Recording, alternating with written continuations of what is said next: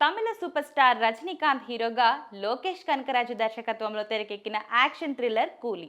భారీ అంచనాలతో వచ్చిన ఈ సినిమా ఆగస్టు 14న ప్రేక్షకుల ముందుకొచ్చింది.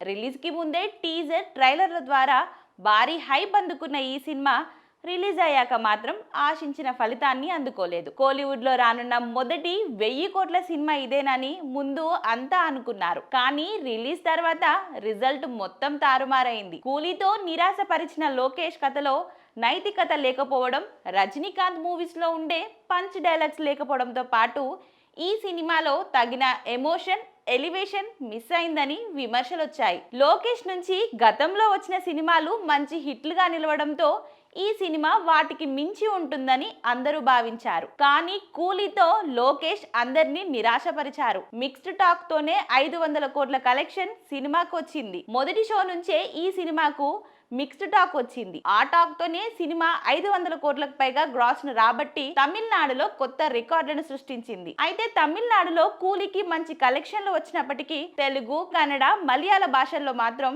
బయ్యర్లకు ఆశించిన లాభాలు దక్కలేదు. కాగా థియేట్రికల్ రన్ ముగించుకున్న కూలీ ఇప్పుడు ఓటీటీలోకి వచ్చేసింది. కూలీ ఓటీటీ హక్కులను రిలీజ్ కి ముందే భారీ రేటుకు అమెజాన్ ప్రైమ్ సొంతం చేసుకున్న విషయం తెలిసిందే. ఇప్పుడు సెప్టెంబర్ 11 నుంచి ప్రైమ్ వీడియోలో కూలీ స్ట్రీమింగ్ కు వచ్చింది. రిలీజ్ అయిన 28 రోజులకే కూలీ ఓటీటీ స్ట్రీమింగ్ కు రావడంతో నెటిజన్లు దాని గురించి పోస్టులు పెడుతున్నారు. థియేటర్లలో మిక్స్డ్ రెస్పాన్స్ తెచ్చుకున్న కూలీ ఓటీటీలో ఎలాంటి రెస్పాన్స్ తెచ్చుకుంటుందో చూడాలి మరి.